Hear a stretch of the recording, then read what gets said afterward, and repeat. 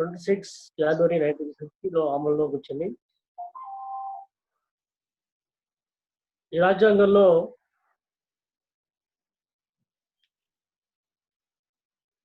Part 3 very important.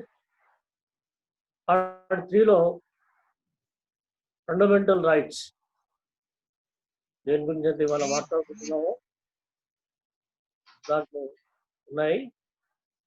ఈ fundamental rights లో ముఖ్యంగా 3 రైట్స్ చాలా ప్రధానమైనవి. Right of equality, right of Liberty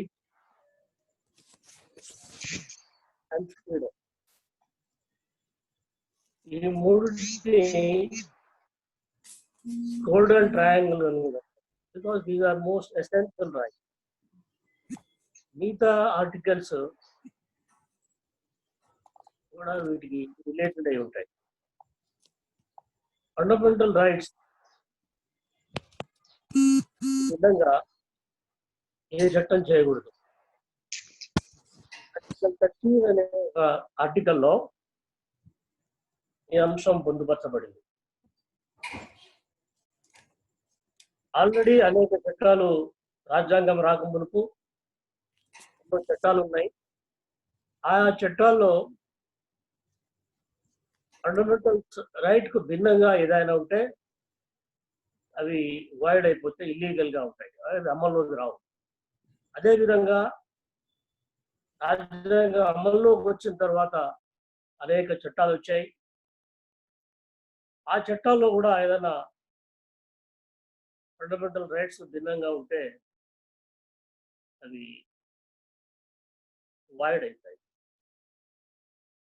so this is basic rule. రాజ్యాంగంలో 368 అనే ప్రావిజన్ ఉంది. ఆ ప్రావిజన్ కింద పార్లమెంట్ అమెండ్ చేసే పవర్ ఉంది, రాజ్యాంగాన్ని అమలు చేసే పవర్ ఉంది. ఆర్టికల్ 32లో ఏముంటుందంటే, రాజ్యాంగం ఏదైతే అమెండ్ చేస్తారో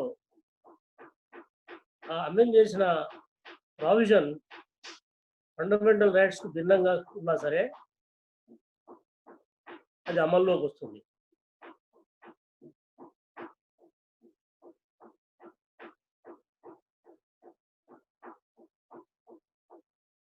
కానీ కేశవానంద భారతి అనే ఒక జడ్జ్మెంట్, కేశవానంద భారతి వర్సెస్ కేరళ అనేది 1973లో ఒక ల్యాండ్ మార్క్ జడ్జ్మెంట్ రావడం జరిగింది. సుప్రీం కోర్టు ఇచ్చినది. ఆ జడ్జ్మెంట్ ప్రకారం ఏమంటుందంటే,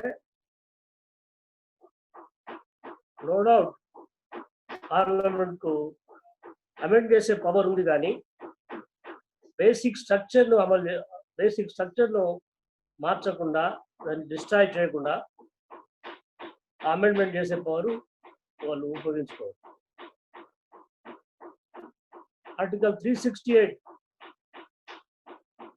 అబ్సల్యూట్ పవర్ కాదు, రాజ్యాంగాన్ని అమలు చేసే పవర్ అన్లిమిటెడ్ పవర్ కాదు, అది కేవలం లిమిటెడ్ పవర్. కాబట్టి అట్లాంటి పవర్ను యూజ్ చేసుకొని రాజ్యాంగం బేసిక్ స్ట్రక్చర్నే మార్చే పవర్ పార్లమెంట్కు లేదు అనేది దాంట్లో చెప్పబడింది. ఎమర్జెన్సీలో అనేక రైట్స్, ముఖ్యంగా ఫండమెంటల్ రైట్స్ లేకుండా చేయడం జరిగింది. ఈ 368 కూడా వాళ్ళు అమెండ్ చేశారు. అన్నిటికంటే ముఖ్యమైనది ఏంటంటే ఆర్టికల్ 32. బాబాసాహెబ్ ను రాజ్యాంగ సభలో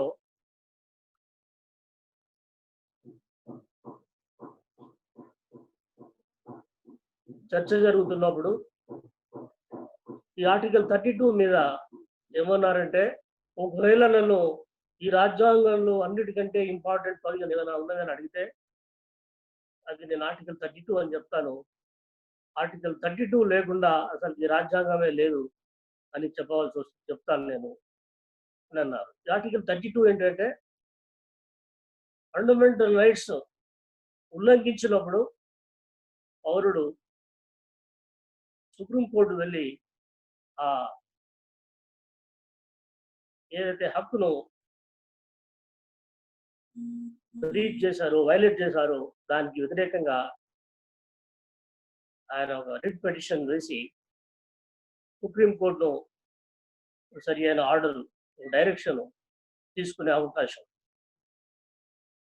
ఆర్టికల్ 32 లేకుండా ఫండమెంటల్ రైట్స్ ను అమలు చేసుకునే అవకాశం లేదు. మరి ఫండమెంటల్ రైట్స్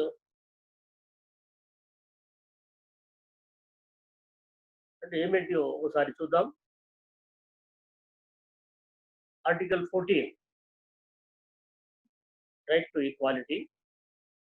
ఆర్టికల్ 15, 16 కూడా ఈక్వాలిటీకి సంబంధించినవే. 15 ఏమో ఎడ్యుకేషనల్ రిజర్వేషన్ ఎడ్యుకేషన్ గురించి మాట్లాడుతుంది. 16 ఏమో గవర్నమెంట్ ఉద్యోగాలలో రిజర్వేషన్స్ గురించి చెప్తుంది.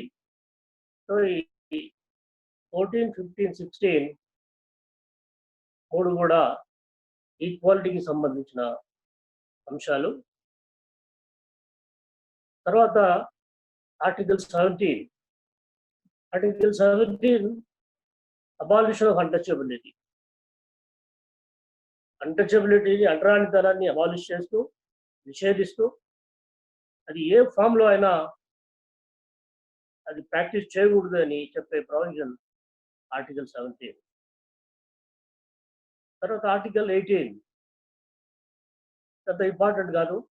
ఇదివరకు భారతం రాకపూర్వము టైటిల్స్ ఇచ్చేవారు బ్రిటిష్ ప్రభుత్వం కొందరికి. కొందరు వివిధ రంగాల్లో సేవ చేసిన వాళ్ళకి, ఇంపార్టెంట్ పర్సన్స్కు సార్ అని బిడుదలు ఇచ్చేవారు. అట్లాంటి ఇతర బిడుదలు ఇచ్చేవారు. అట్లాంటి బిడుదలు అబాలిష్ చేశారు రాజ్యాంగం ద్వారా. సో ఆర్టికల్ 19 ఆల్రెడీ చెప్పినట్టుగా వెరీ ఇంపార్టెంట్ ఆర్టికల్. దీంట్లో ఫ్రీడమ్ ఆఫ్ స్పీచ్, భావ ప్రకటన స్వేచ్ఛ, మూవ్మెంట్, భారతదేశంలో ఏ ప్రాంతానికైనా మనం ప్రయాణం చేసే హక్కు, తర్వాత సంఘాలు పెట్టుకునే హక్కు, శాంతియుతంగా ఆయుధాలు లేకుండా సమావేశం కావడానికి హక్కు, దేశంలో ఏ ప్రాంతంలో అయినా నివాసం ఉండే హక్కు, ఇవన్నీ ఈ ఆర్టికల్ 19లో ఉన్నాయి. తర్వాత ఆర్టికల్ 20 ఇది నేరస్తులకు సంబంధించింది. ఒక వ్యక్తికి కోర్టు శిక్ష ఇచ్చే ముందు ఆ వ్యక్తి ఏ కాలంలో అయితే, ఏ టైంలో అయితే నేరం చేశాడో, నేరం చేసినప్పుడు ఏ చట్టం అయితే అమల్లో ఉందో ఆ చట్ట ప్రకారమే శిక్షించాలి అనేది ఈ సెక్షన్ చెప్తుంది. తర్వాత 2 సార్లు ఒకే నేరానికి 2 సార్లు శిక్ష వేయడం అనేది కూడా ఉండకూడదని కూడా ఈ సెక్షన్ చెప్తుంది. దాన్నే ఇంగ్లీష్లో డబుల్ జియోపార్డీ అంటారు. తర్వాత మరో ముఖ్యమైన అంశం చెప్తున్నది ఏంటంటే, ఎవరైతే నేరం చేస్తాడో అట్టి వ్యక్తి తనకు తానే సాక్షి అయి ఉండకూడదు, బలవంతం చేయకూడదు. ఇంగ్లీష్లో సెల్ఫ్ ఇన్క్రిమినేటింగ్, ఈ can be force to self incriminate himself, అంటే తనకు వ్యతిరేకంగా తానే సాక్షి అని చెప్పే పరిస్థితి అది వీలుండదు.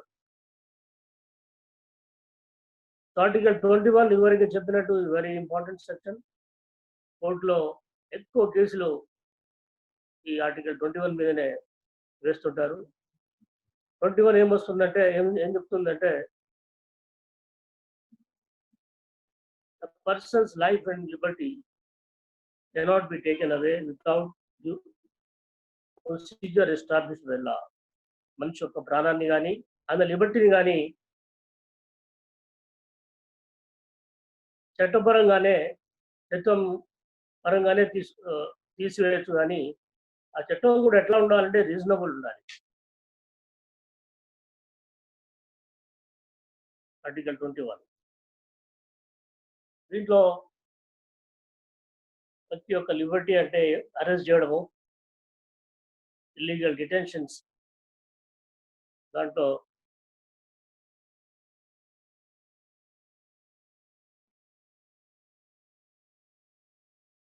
ఎక్కువగా మన దేశంలో జరుగుతూ ఉంటాయి.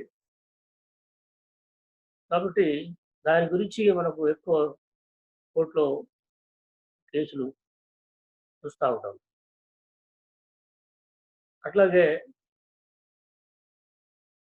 లైఫ్, జీవించే హక్కు దీంట్లో ఇమిడి ఉంది. జీవించే హక్కు అంటే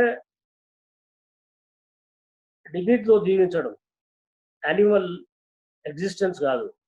లైఫ్, డిగ్నిటీ, లైవ్లీహుడ్. ఇవాళ ఫర్ ఎగ్జాంపుల్ మైగ్రెంట్ వర్కర్స్ ఉన్నారు. వాళ్ళు పడ్డ బాధలు రియలీ సభ్య సమాజాన్ని చాలా బాధ పెట్టే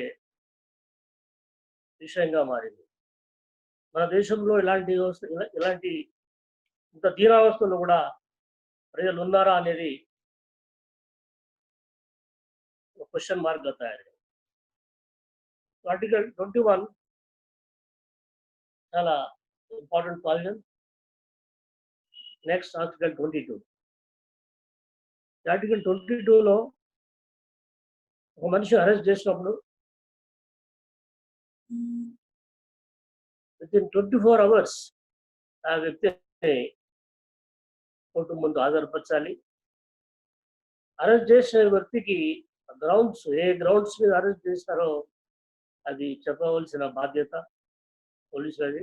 అదేవిధంగా ఆ వ్యక్తికి ఒక అడ్వకేట్ కన్సల్ట్ చేసే అవకాశం, ఆయన డిఫెండ్ చేయడానికి వీలు కల్పించాలి.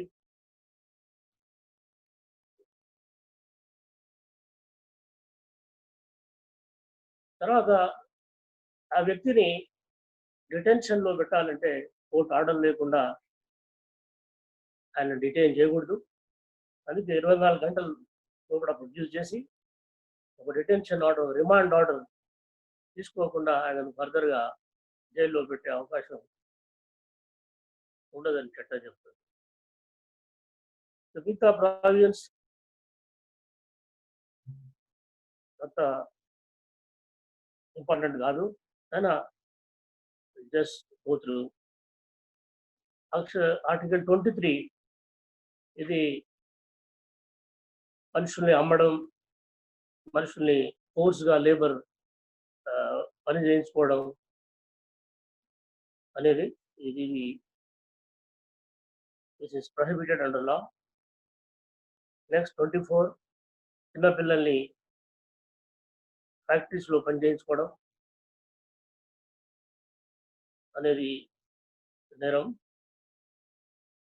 ఆర్టికల్ 25, 26, 27 ఇవన్నీ కూడా మైనారిటీ సంబంధించి రిలీజియన్ ప్రాక్టీస్ చేసుకోవడం, రిలీజియన్ గురించి ప్రచారం చేసుకోవడం, ప్రోపగండా చేసుకోవడం, రిలీజియస్ అఫైర్స్ వాళ్ళే మేనేజ్ చేసుకోవడం అనే అంశాలు దీంట్లో ఉన్నాయి.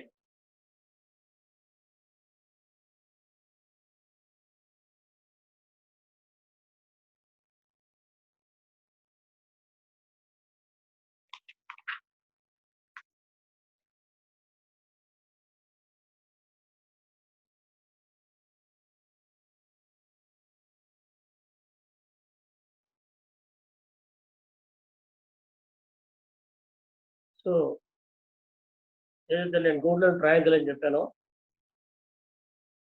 ఆర్టికల్ 14, ఆర్టికల్ 19, ఆర్టికల్ 21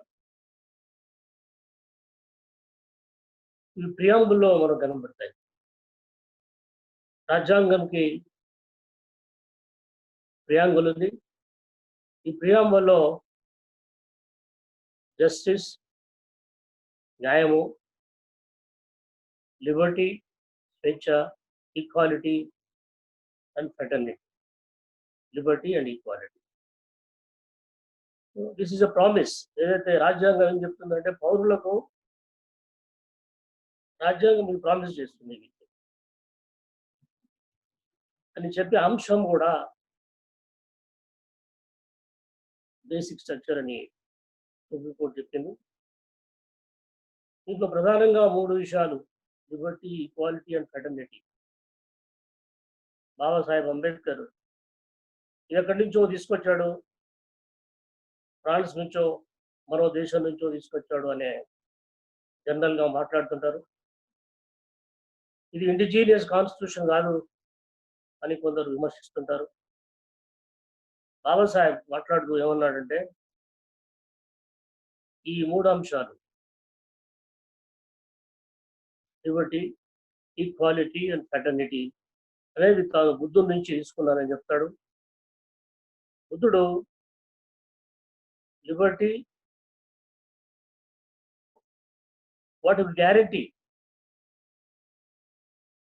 ఏంటి అని, దానికి ఫ్రెటర్నిటీ అనేది దానికి సేఫ్ గార్డ్. మనం ఇన్ని హక్కులు మాట్లాడుకున్నాం.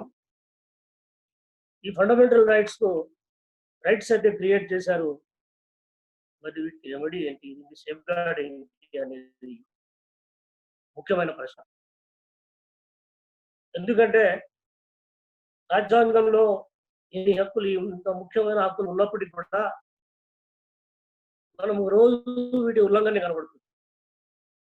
ఏ హక్కులు కూడా రాజ్యం పాటించట్లేదు.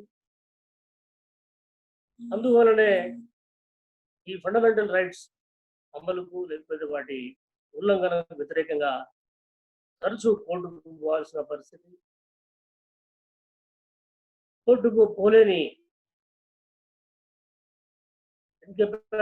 పరిస్థితి కూడా మామూలు జనానికి లేదు. Migrant labour, for example migrant workers in recent times ఎంత ఇబ్బంది గురైన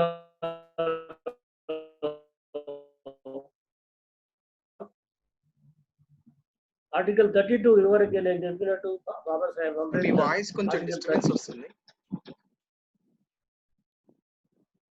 ఇదివరకే చెప్పినట్టు వాయిస్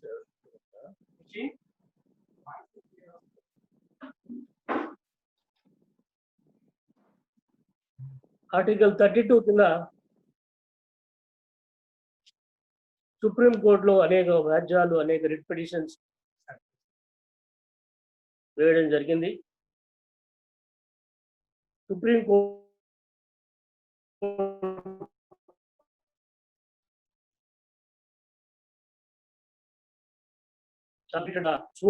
రిట్ పిటిషన్ చేసి వెంటనే డైరెక్షన్ ఇవ్వడం జరిగింది. కానీ లాక్డౌన్ ప్రకటించిన తర్వాత చాలా కాలం మైగ్రెంట్ వర్కర్స్ సఫర్ కావాల్సిన పరిస్థితి వచ్చింది. ఇమీడియట్ గా వాళ్ళకి ఏం రిలీఫ్ దొరకలేదు. ఒకటి, మైగ్రెంట్ వర్కర్స్ కు సరైన టైం, కావలసినంత టైం దొరకలేదు. వాళ్ళు తన ఇళ్లలోకి వెళ్ళడానికి సరైన టైం దొరక ఒక 4 గంటల ముందే, 4 గంటల నోటీస్తోనే లాక్డౌన్ ప్రకటించడం వల్ల అనేక ఇబ్బందులకు అనేక రాష్ట్రాల్లో ఈ మైగ్రెంట్ వర్కర్స్ ఇబ్బందులు పడ్డారు. చాలా మంది advocates, prominent advocates, supreme court bar association,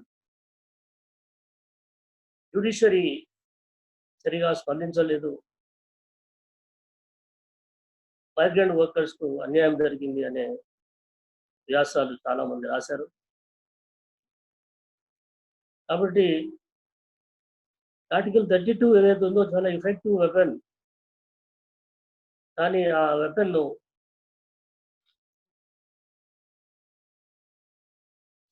మనం సమర్థవంతంగా ఉపయోగించుకోలేకపోతున్నాం.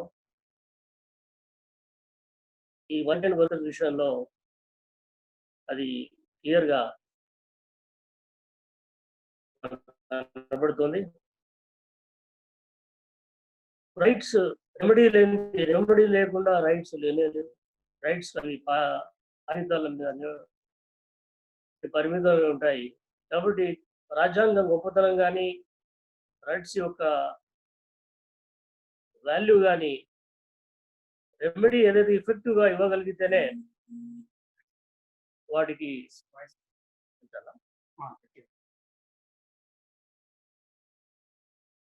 ఎఫెక్టివ్ రెమెడీ ఉంటేనే హక్కులకు వాల్యూ ఉంటుంది. కాబట్టి ఫండమెంటల్ రైట్స్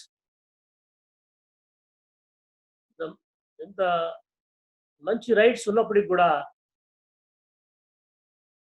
బహుజనులు ముఖ్యంగా సఫర్ అవుతూనే ఉన్నారు. ఎందుకంటే రైట్స్ మనం ఇంప్లిమెంట్ చేసుకోలేకపోతున్నాం. పావర్టీ వల్ల అయితేనే ఇతరత్ర ఫండమెంటల్ రైట్స్ మనం అమలు చేసుకోలేకపోతున్నాం. ఇంకో కారణం ఏంటంటే అసలు హక్కుల గురించి మనకు తెలియకపోవడం, హక్కులు ఉల్లంఘించినప్పుడు ఏం చేయాలి అనే విషయాలు కూడా తెలియకపోవడం. బహుజనులు ముఖ్యంగా ఎవరైతే ఈ హక్కుల ఉల్లంఘనకు లోనవుతున్నారో ఈ ఇబ్బంది పడుతున్నారు. కాబట్టి awareness is one of the important aspect with regard to the fundamental rights. రెండో విషయం ఏంటంటే ఫైనాన్షియల్ ఆస్పెక్ట్ కూడా చాలా ఇంపార్టెంట్. కోర్టుకు పోవడం చాలా ఖర్చుతో కూడుకున్న పని. సుప్రీం కోర్టులో రిట్ పిటిషన్ వేయాలంటే గంటల అవర్ వైజ్ వాళ్ళు ఫీజు తీసుకుంటారు. సామాన్యుడు కోర్టుకు పోలేని పరిస్థితి. ఇది చూసే ఒక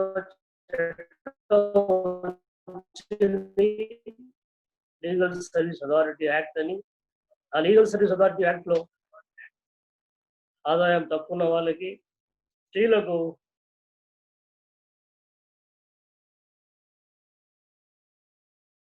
న్యాయ సహాయం ఇవ్వాలని ఆ చట్టం చెప్తోంది. చట్టం ఉన్నప్పటికి కూడా ఆ చట్టం ఉన్నట్టు కూడా చాలా తెలియదు. వీళ్ళందరికీ న్యాయ సహాయం చేయాలి అనే దాంట్లో ఉంది. స్త్రీలు, ఎస్సీ ఎస్టీలు, పేదవాళ్ళు, సో ఈ అన్ని వర్గాల వాళ్ళకు న్యాయ సహాయం అంటే ఒక అడ్వకేట్ అపాయింట్ చేసుకోవడం, కోర్టు ఫీజు కట్టలేని పరిస్థితి ఉంటే కోర్టు ఫీజు కట్టడం, ఇవన్నీ ఉన్నాయి. అదే చట్టం తెలిసినప్పటికి కూడా అది ఎఫెక్టివ్గా లేదు. నామమాత్రంగానే అది కూడా చట్టం అమల్లో ఉంది. కాబట్టి కోర్టుకు పోవడం, ఫండమెంటల్ రైట్స్ వాటి ఉల్లంఘనకు వ్యతిరేకంగా కోర్టులో న్యాయాన్ని పొందడం అనేది దుర్లభం అవుతుంది. బాబాసాహెబ్ చెప్పినట్టుగా best safeguard for protection of fundamental rights is fraternity. Brotherhood ఉంటే దేశంలో ముఖ్యంగా సమాజంలో బ్రదర్హుడ్ ఉంటే ఆ బ్రదర్హుడే ఈ అసలు ఉల్లంఘన కాకుండా చూస్తుంది, చట్టాలు అమలయ్యే అవకాశం ఉంటుంది. బాబాసాహెబ్ ఇంకొక విషయం చెప్పాడు, good opposition, good and effective opposition in the parliament or in the legislature is also a good safeguard for effective implementation of fundamental rights. అంటే ఏదైనా రైట్ అమలు కాకపోతే ఒక మంచి అపోజిషన్ ఉంటే ఆ అపోజిషన్ చట్టసభల్లో ఆ అంశాన్ని లేవదీసి గవర్నమెంట్ కార్నర్ చేసే విధంగా ఉంటే అది అమలయ్యే అవకాశం.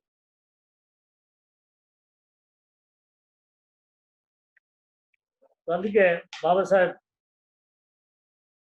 రిపబ్లికన్ పార్టీ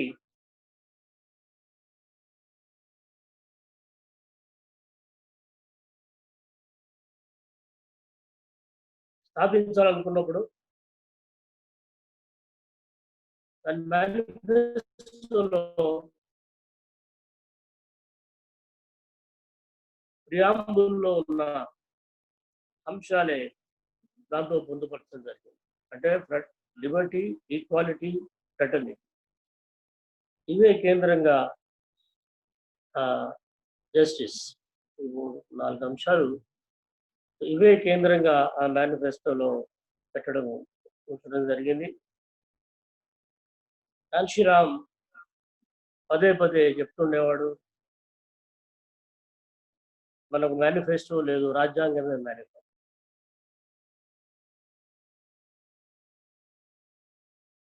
సో రాజ్యాంగంలోని ఈ పార్ట్ 3లో ఉన్న ఫండమెంటల్ రైట్స్, వాటి అమలు జరిగితేనే బహుజనులు నిజంగా వాళ్ళ ఇండివిజువల్ డెవలప్మెంట్ జరుగుతుంది, దేశం కూడా అభివృద్ధి వైపు, వికాసం వైపు నడుస్తుంది. హ్యాపీనెస్ అనేది అందరికీ కలుగుతుంది.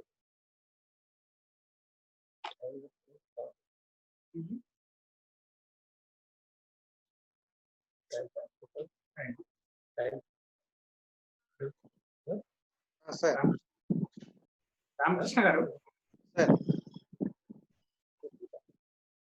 సార్ నేను లైన్ లో ఉన్నా, చెప్పండి సార్. ఎంత టైం తీసుకోవచ్చండి? As you wish sir, no problem. Usual గా మన 8:30 వరకు ఉంటుంది sir, 7:30 to 8:30, 1 hour. So including question and answers. If he is done with the session, then we'll open the question and answers. Wanted to continue, you can continue. Okay. Sir, you have a freedom to continue, sir. మరి ఇప్పుడు rights, ఏ rights అయినా parliament మన రాజ్యాంగంలో absolute కావు, unlimited కావు. Equality ఉందని చెప్పుకుంటున్నాము. So there are exceptions. So what are the exceptions? For example, కులం, సెక్స్, రెసిడెన్స్, వీటి ఆధారంగా వివక్షత చూపొద్దని ఆర్టికల్ 16లో ఉంది, 15లో ఉంది, 16లో ఉంది. అయినప్పటికీ ఎగ్జెప్షన్స్ ఏమున్నాయంటే, ఫర్ ఎగ్జాంపుల్ తెలంగాణ తీసుకుంటే లోకల్ క్యాండిడేట్ కు ఎంప్లాయ్మెంట్ లో ప్రిఫరెన్స్ ఇస్తాం, local law. So residence is an exception. అంటే ఒక రిక్వైర్మెంట్, లీగల్ రిక్వైర్మెంట్, ఫలానా స్టేట్లో ఫలానా ప్రాంతంలో ఆ ఎంప్లాయ్మెంట్ కింద ముందు ఉండవలసిందనే requirement to state government or central government అది పొందుపరచవచ్చు. It's an exemption to rule 16 and 15. So అదేవిధంగా కాస్ట్ ఉంది. కాస్ట్ ఆధారంగా డిస్క్రిమినేషన్ చేయొద్దని సెక్షన్ 15 చెప్తుంది, 16 చెప్తుంది. ఆర్టికల్స్ 15 చెప్తుంది, 16 చెప్తుంది. కానీ అదే 15లో 16లో ఎగ్జెప్షన్ ఏమిటంటే ఎస్సీ ఎస్టీస్కు, బ్యాక్వర్డ్ క్లాసెస్కు ఎడ్యుకేషన్ ఇన్స్టిట్యూషన్లో రిజర్వేషన్ పెట్టడంతోనే రూల్ కూడా దాంట్లో పెట్టారు.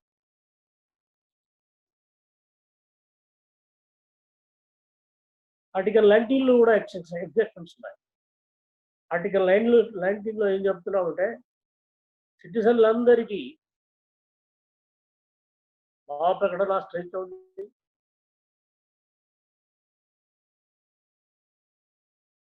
సంఘాలు పెట్టుకునే స్వేచ్ఛ ఉంది, ఎక్కడైనా నివసించే స్వేచ్ఛ ఉంది, ఎక్కడికైనా ప్రయాణం చేసే స్వేచ్ఛ ఉంది అని చెప్తున్నాం. కానీ షెడ్యూల్డ్ ట్రైబ్స్, షెడ్యూల్డ్ ఏరియాస్ ఉన్నాయి. షెడ్యూల్డ్ ట్రైబ్ డెవలప్మెంట్ గురించి గవర్నమెంట్ ఒక నిబంధన పెట్టవచ్చు. అదర్ దాన్ షెడ్యూల్డ్ ట్రైబ్స్ ఈ ప్రాంతంలో నివసించారు. అది ఇల్లీగల్ కాదు, అది అన్కాన్స్టిట్యూషనల్ కాదు. అదేవిధంగా మూవ్మెంట్ సంబంధించి సంఘాలు పెట్టుకునే విషయంలో కానీ, దేశ సమగ్రత గురించి కానీ, దేశ సావరెనిటీ గురించి కానీ, ఆ అంశాల గురించి సంఘాలు పెట్టుకోవడం, సమావేశాలు పంచుకోవడం, వాటి మీద కూడా రీజనబుల్ రిస్ట్రిక్షన్స్ పెట్టుకునే అవకాశం ఈ ఆర్టికల్స్ కల్పిస్తాయి.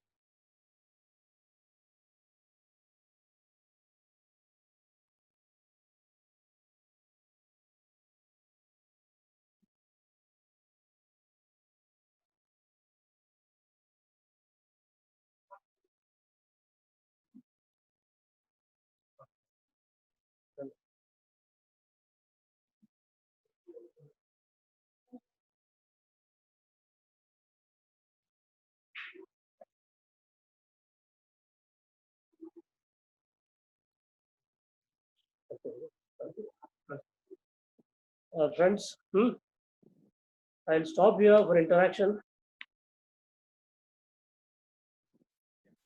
Thank you very much, sir. We'll have few minutes of question and answers. Now, I request the participants, please raise your hand on the, again, is to name, you can raise your hand to ask a question, or you can leave a question in the chat box.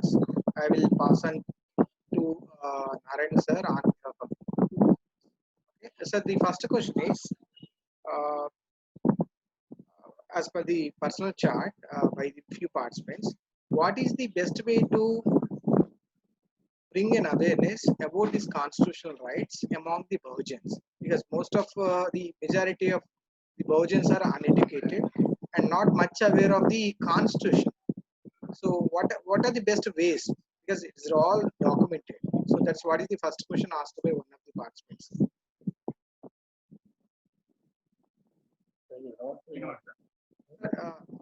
Simple గా అంటే ఈ constitution లో ఇచ్చిన fundamentals rights ని rural లో ఉన్న బహుజనులకి ఎట్లా తీసుకెళ్ళాలి?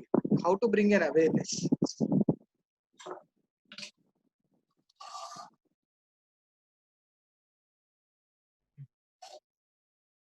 So this is a question, Ramakrishna. Sir, are you able to hear me? Yes. Sir, question ఏంటంటే కాన్స్టిట్యూషన్ లో ఇచ్చిన ఫండమెంటల్స్ రైట్స్ ఏవైతే ఉన్నాయో అవి వినటమే కానీ నిజంగా బహుజనులకి తెలియట్లేదు, చాలా మందికి రూరల్ బేస్డ్. సో వాళ్ళకి అవేర్నెస్ కల్పించడానికి can you suggest any best method? What are the best methods to create an awareness on constitution of India and the fundamental rights?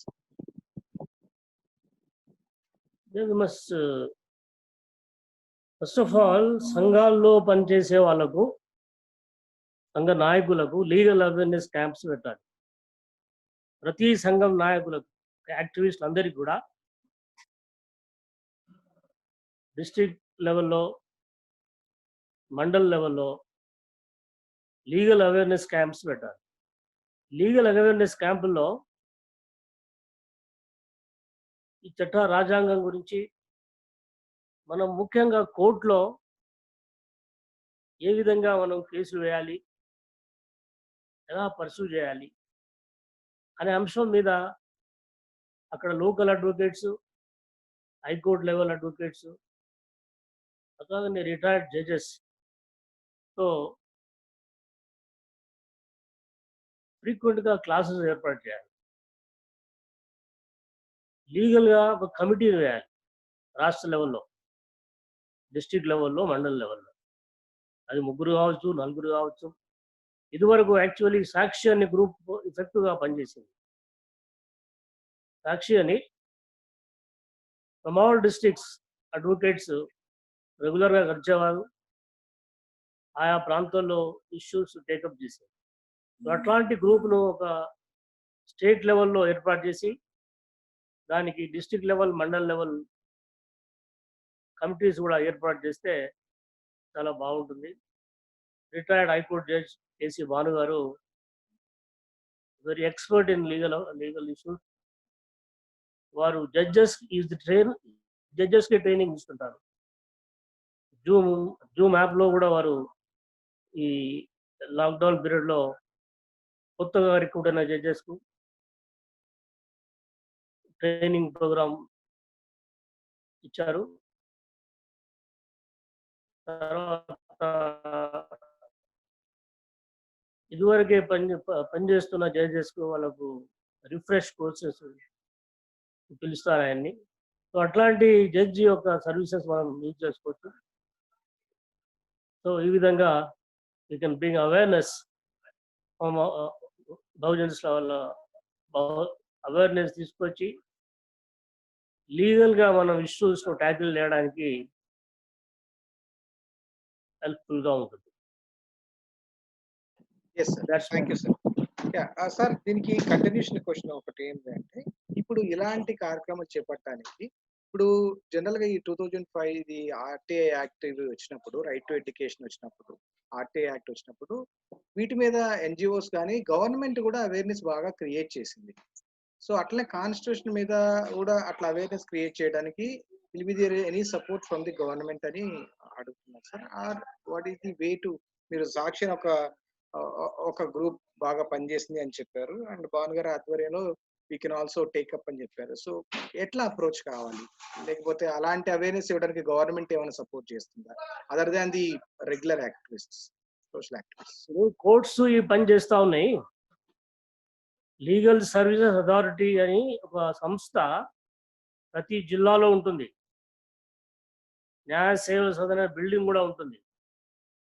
ఆ న్యాయ సేవా అధికార సంస్థ యొక్క మెయిన్ ఉద్దేశం ఏంటంటే లీగల్ అవేర్నెస్ చేయడం. మనం రిక్వెస్ట్ చేసి ఒక మీటింగ్ పెడతామంటే డెఫినెట్గా ఆ జిల్లా జడ్జి ఆ కమిటీ వాళ్ళకు రికమెండ్ చేస్తాడు. Then we can avail the services. ఇది 10 జిల్లాలో ఈ కమిటీస్ ఉన్నాయి, హైదరాబాద్లో ఉన్నాయి. తర్వాత ఈవెన్ సుప్రీంకోర్టు లెవెల్లో కూడా ఈ కమిటీ ఉంది. Legal service authorities act. It's statutory committee. It's headed by an High Court judge at the state level and Supreme Court judge at national level. So we can directly approach any of the authorities. District level at the district judge untadu, chairman of the legal service authority. National state level lo member secretary untadu, High Court judge kuda in charge High Court judge untadu. National level Supreme Court judge untadu. We can write letters, take appointments, and మన legal awareness ఏ మేరకు కావాలో దేని మీద కావాలో చెప్తే వాళ్ళు ఫ్యాకల్టీని పంపుతారు. And we can avail those services. Definitely sir, definitely with your support. And then ఇంకా మిగతా ఎక్స్పర్ట్స్ నుంచి మెయిన్ ఇబ్బంది వచ్చేది గవర్నమెంట్ తో. మనకు ఫండమెంటల్ రైట్స్ ఇప్పుడు ఉల్లంఘిస్తున్నామంటే only because of the government యొక్క అది అనిశ్వేత విధానమే కానివ్వండి, లేకపోతే ఐసే tyranny of the government. Any government is tyrannical. So against the government we have to fight. So normally they don't cooperate. ఇవైతే లీగల్ గా they are bound to help because it is their work. Yes, sir. Definitely, sir. The support, from the people like you, and then most, happening people, we will definitely encourage people to approach the, government, and then bring awareness among the audience. And ఇంకొక question ఉంది sir ఇక్కడ.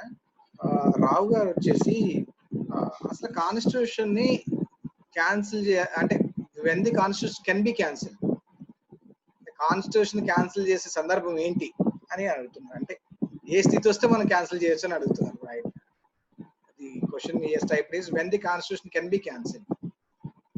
Constitution cancellation, it's impossible now. when he is asking when. Basic structure ని cancel చేయొద్దని, destroy చేయొద్దని supreme court చెప్తుంది. So you can't touch the constitution. Cancellation of constitution is not possible in democracy. Sir ఇప్పుడు జరుగుతున్న ప్రచారం ఇంకొక continuation, ఇప్పుడు ఉన్న ఈ జరుగుతున్న ప్రచారాన్ని పట్టుకొని ఏమైనా రీరైట్ చేస్తారా? ఓల్ కాన్స్టిట్యూషన్ ఏమైనా రీరైట్ చేసే అవకాశం ఉందా? Yes, sir. The Supreme Court judgment is binding. Section 141 కింద the judgment of Supreme Court is law of the land. Yes, sir. So Sudhakar garu, thank you, sir. Thank you. 1973 లో ఈ Kesavananda Bharati case వచ్చింది.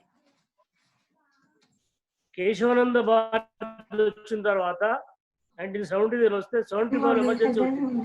ఎమర్జెన్సీలో Indira Gandhi judgement. అందుకే ఆమె ఏం చేసిందంటే కేశవానంద ఈ జడ్జ్మెంట్ లో 13 మంది బెంచ్, అది దాంట్లో 6 డిసెంటింగ్ జడ్జ్మెంట్ ఇచ్చారు.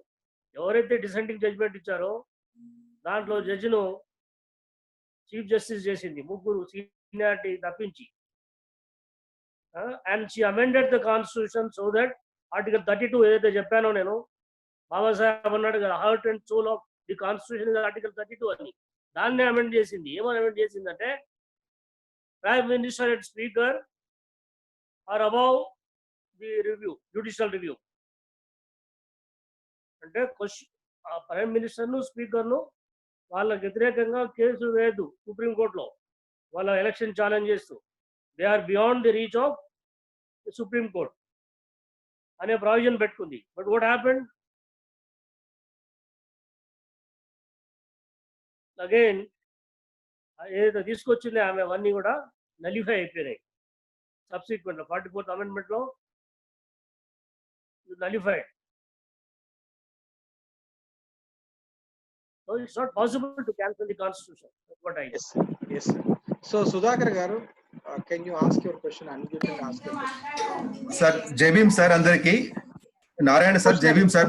ముఖ్యంగా మీకు చాలా చక్కగా వివరించారు.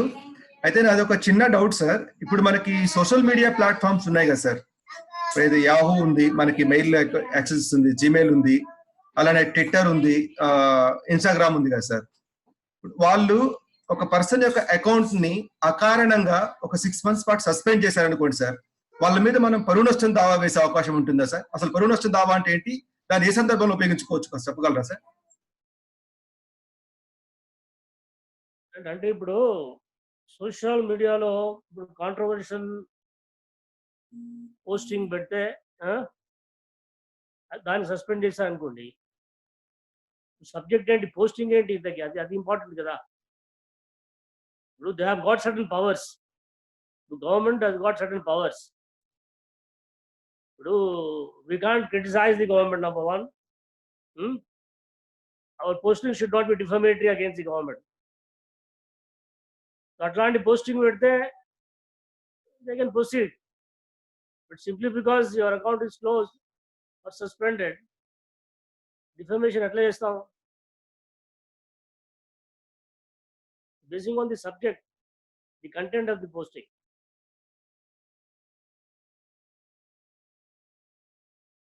The posting the content చెప్పట్లేదు. హలో సార్ అది మీ క్వశ్చన్ అంటే ఇంకేమైనా ఎక్స్టెండ్ చేస్తారా? యా అర్థమవుతుంది సార్. అదే సార్ అడిగారు సార్. అది అంటే ఒక 6 months పాటు యూజ్ చేయకుండా ఉన్నాం సార్, అందుకే క్యాన్సిల్ చేశారు. ఎటువంటి పోస్ట్ పెట్టలేదు. In that నేను case, రిక్వెస్ట్ కూడా if you have not used the account and there are no postings on our behalf, then certainly Yeah. we can proceed. అంటే ఇప్పుడు అది ఏ కోర్టులో ఫైల్ చేయొచ్చు సార్? డిస్ట్రిక్ట్ కోర్టా, స్టేట్ కోర్టా? Depending upon information, మీరు ఎన్ని కోట్లు అడుగుతున్నారు, ఎన్ని లక్షలు అడుగుతున్నారో దాని పరిధి ఉంటుంది. Normally at the lowest level we must go civil court. Okay sir. Court అని ఉంటుంది, ఓకే సార్. దాని డిస్ట్రిక్ట్ కోర్ట్ ఉంటుంది. So depending upon our claim we must choose a court, but any of the district courts. Okay sir, thank you sir, thank you very much. Thank you, sir. So these are the questions, sir. మళ్ళొకసారి ఇప్పుడు మీరు ఒక విషయం చెప్పారు sir. చాలా మంది argument చేస్తున్నట్టు constitution of India is a copy from different books అని, డిఫరెంట్ కాన్స్టిట్యూషన్స్ అని ఒక వాదం ఉండేది. బట్ మీరు ఇక్కడ ఒకటి చెప్పారు ఏంటంటే, ఏదైతే బుద్ధుడి నుంచి తీసుకున్న ప్రియాంబులో ముఖ్యంగా చెప్పిన లిబర్టీ, ఈక్వాలిటీ, ఫ్రాటర్నిటీ అనే ఎసెన్స్ ని, ఆ మేనిఫెస్టోని బుద్ధుడి నుంచి తీసుకున్నారని చెప్పారు సార్. సో దీనికి అంటే రిఫరల్స్ ఎక్కడ దొరుకుతాయి sir? No, referrals, sir. Referrals. No, I've taken it from the volume number 17th volume అనుకుంటాను. 17th volume of recent Ambedkar volumes. Government of India 17th volume లో ఉంది. Question sir. So constitution of India fundamentals rights మీద brief గా తెలుసుకోవడానికి ఏమైనా books దొరుకుతాయని అడుగుతున్నారు sir. బుద్ధుడి దీని గురించా? Books I have not complete, but only suddenly అంటే ఈ ఆస్పెక్ట్ ఏ బుక్ లో ఉందో తెలియదు, కానీ దిస్ ఈస్ బాబాసాహెబ్ యొక్క ఆ వాల్యూమ్స్ లో నేను బాబాసాహెబ్ చెప్పినట్టు ఉంది అది. Sir this question is the another one sir. ఈ కాన్స్టిట్యూషన్ ఆఫ్ ఇండియాలో ఫండమెంటల్స్ రైట్స్ గురించి బ్రీఫ్ గా తెలుసుకోవడానికి ఏమైనా బుక్స్ మీరు రిఫర్ చేస్తారని అడుగుతున్నారు సార్. దాని గురించి అంటారా? అందులో ఎనీ బుక్ ఆన్ కాన్స్టిట్యూషన్, అందులో ఇప్పుడు బసు ఉన్నది కాన్స్టిట్యూషన్, ఇది బసు అని. Any book, any constitution will speak out fundamental rights గురించి సపరేట్ గా అంటే I cannot. Any book on constitution. Thank you very much, sir. We will try to get and post in the group. So Prabhakar garu,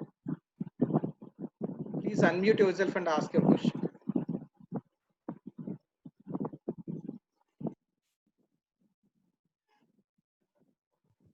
hello, JBM అండి. JBM sir, ask your questions. లేదు అంటే నేను అంటే ఇంతకుముందు మీరు అడిగిన question Buddhism లో ఎక్కడ ఉందన్నా, మీరు అంటే ఈ సమానత్వం, సౌభ్రాతృత్వం అనేది బుద్ధిజం లో ఎక్కడ ఉందని అడిగారా, లేకపోతే బాబాసాహెబ్ ఎక్కడ రాసిండని అడిగారా? లేదు సార్, అంటే ఎసెన్స్ ని అంటే జనరల్ గా ఏంటంటే ఈ మార్క్స్ లేకపోతే మిగతా వాళ్ళ దగ్గర నుంచి డాక్యుమెంట్స్ చాలా వరకు తీసుకున్నారనే ఒక వాదం అయితే ఉంది. Okay, many comments, news and all. So దానికి సార్ ఒక మంచి బేస్ చెప్పారు. ఏంటంటే ఏదైతే ఇప్పుడు లిబర్టీ, ఈక్వాలిటీ, ఫ్రాటర్నిటీ అనే 3 ఉన్నాయో అండ్ ఆల్సో జస్టిస్, సో ఇవి ప్రియాంబుల్లో ఉన్నాయి. మేనిఫెస్టో కూడా, కాన్స్టిట్యూషన్ మేనిఫెస్టో కూడా దాని మీదే ఉంది. దీనికి బేస్ ఒక బుద్ధిజం లేకపోతే బుద్ధుడి నుంచి స్ఫూర్తి పొంది తీసుకున్నారు అని చెప్పారు. సో దానికి ఒక బేస్ ఏమైనా ఉందా, లేకపోతే ఇట్స్ ఓన్లీ సేయింగ్ అని క్వశ్చన్ అడిగాను. Okay. So anyhow, Sir gave answer for that. If you have any additional information, you can share with us. Yeah. So if anybody is having any 1 or 2 questions, we can continue. Any questions further? Also, somebody wanted to interact. Also, you can unmute and interact or raise your hand.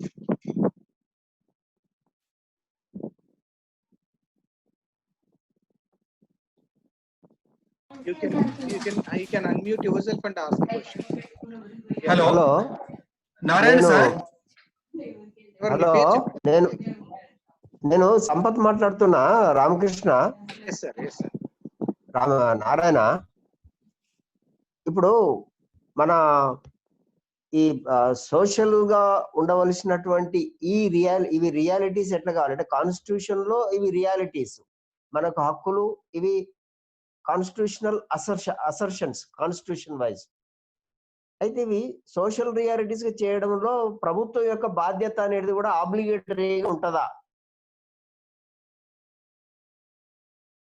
ఆ విషయం కొద్దిగా మీరు explore చేసి చెప్తారా? వినపడ్డదా? మీరు unmute చేసుకొని మాట్లాడండి. ఎవరు నేనా? మీరు కాదు, నారాయణ సార్.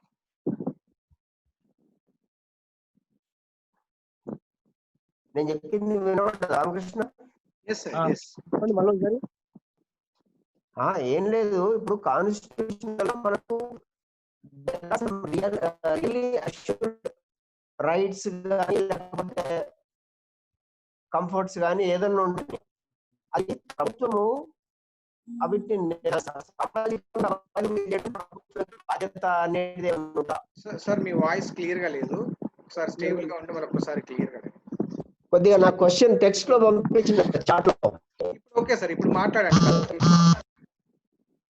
ఏం లేదు, మనకు రాజ్యాంగంలో ఇచ్చినటువంటి హామీలు, రాజ్యాంగంలో ఇచ్చినటువంటి ప్రొవిజన్స్, ప్రొటెక్షన్స్, అవి సామాజికంగా కూడా అవైలబుల్ గా చేయడము ప్రభుత్వం యొక్క బాధ్యతనా కాదా? ప్రముఖుల బాధ్యత, ప్రముఖులు అందరిది బాధ్యత. ప్రభుత్వం యొక్క బాధ్యత. ప్రభుత్వం యొక్క బాధ్యత. Okay okay, nice. ప్రభుత్వ బాధ్యత నో డౌట్ ఉంటుంది. ఓకే.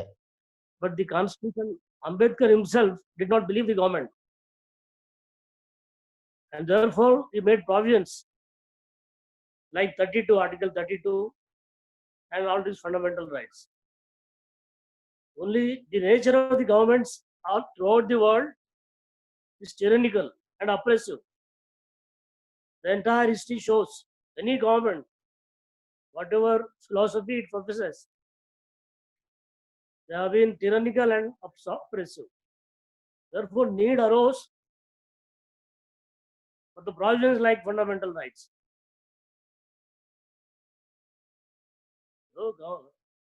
ఈ ఫండమెంటల్ రైట్స్ ఎందుకున్నాయి? State shall not deny equality to any citizen. That's what fundamental rights says. Article 14 says, state means the government. Okay.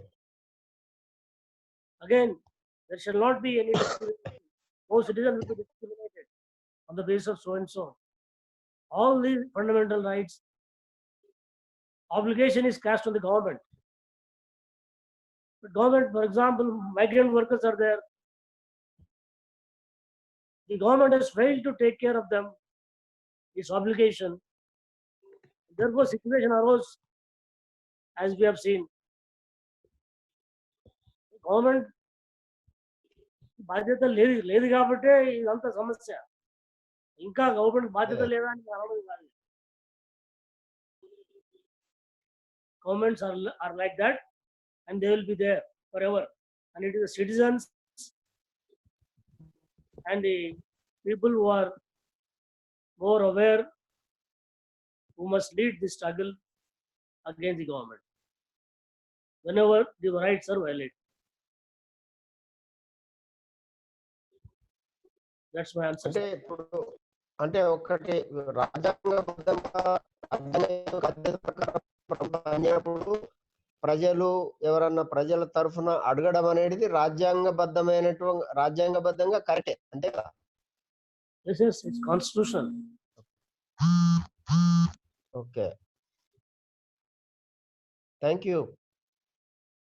Right, sir. Ramakrishna గారు. Sir. handle the further matters. Yeah. Next, yeah, I think there are no questions further. And if you have no questions, Narayana నమస్తే. sir, మీరు పేరు చెప్పండి. నా పేరు భాస్కర్, నేను నిజామాబాద్ జిల్లా JAC chairman. Sir, చెప్పండి. నారాయణ నమస్తే. అన్న, ఒకటి ఈ రాజ్యాంగాన్ని భారత రాజ్యాంగం అని బుక్ ఉంది కదన్న, అది చాలా మంది చదవలేరు, చదివినా కొంతమందికి అర్థం కాదు. దానికంటే ఒక చిన్న చిన్న బుక్లెట్ టైప్ లా ఇప్పుడు ఫండమెంటల్ రైట్స్ గురించి కానీ వాటి గురించి కానీ ఇంపార్టెంట్ సబ్జెక్ట్స్ మీద చిన్నగా ఒక 50 పేజీలు 100 పేజీలు అట్లా బుక్లెట్ టైప్ లో వేస్తే బాగుంటదేమో అని నా అభిప్రాయం అన్న. Very good idea. ఎందుకంటే మొత్తం కాన్స్టిట్యూషన్ అర్థం కూడా కాదు కాదన్న. అందుకే ఈ చాప్టర్ వైజ్ ఇంపార్టెంట్ చాప్టర్స్ ఏదైతే అవసరం ఉన్నాయో అట్లాంటి రాస్తే వెరీ వెరీ యూస్ఫుల్. అండ్ ఇక్కడ మనకి ఎవరో గ్రూప్ లో కూడా పెట్టారు, Kodala Ramireddy is an author. There is a Telugu version of Indian constitution. So అది కూడా మీరు ఒకసారి చూడొచ్చు సార్. తెలుగులో మనకి కాన్స్టిట్యూషన్ ఆఫ్ ఇండియా గురించి ఆథర్ కొడాల రామిరెడ్డి తోటి ఒక బుక్ అవైలబుల్ గా ఉంది. సో దాన్ని కూడా మీరు ఒకసారి చూడొచ్చు. So any other questions? So and as we don't have any other further questions from the participants, now I take opportunity to thank our guests. And then so Nimma Narayana garu, who is a great lawyer and a judge who groomed many lawyers in the state of Telangana and AP. He is an icon for all of us to get an awareness on the Constitution of India. And not only in this session, in future also sir will be available with us as a mentor and guide further to take the spirit of the Constitution of India to each and every home, and particularly each and every Bahujan's home from the Wisdom Society. I thank you very much, sir, from bottom of my heart. I express my gratitude as well as the thanks from on behalf of all the participants also for joining us and sharing your valuable time to enlighten all the Bahujans on the fundamental rights of a Constitution of India. Thank you very much, sir. I also thank all the participants, particularly the moderators and then people behind the show like Sampath sir, Vinay Babu sir, Prabhakar sir, and many other. So I thank each and everyone, and Namo Buddhaya, Jai Bhim. So we will meet on a different topic on next Friday, and you can see the recorded video in our Wisdom Society YouTube channel. Thank you very much, sir.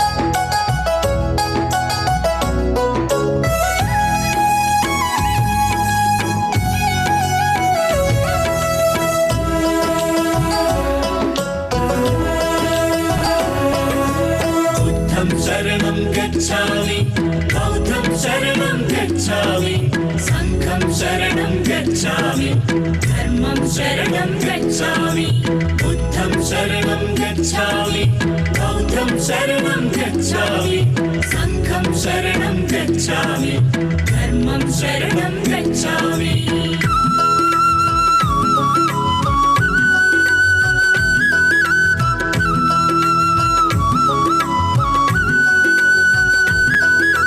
Kapilavastu నగరం ఇది ఇది శుద్ధోదన రాజ్యం, మాయా కడుపున జననం, ఇది మానవ జాతికి వరము.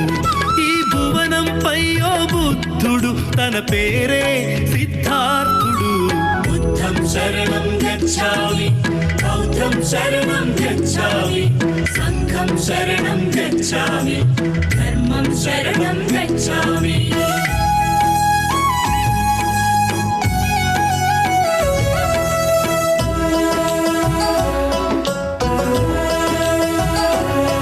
తనకున్న కొడుకు ఒకడే, తన పంచ ప్రాణమతడే, తన కనుల పంట ఇతడే, తన కళల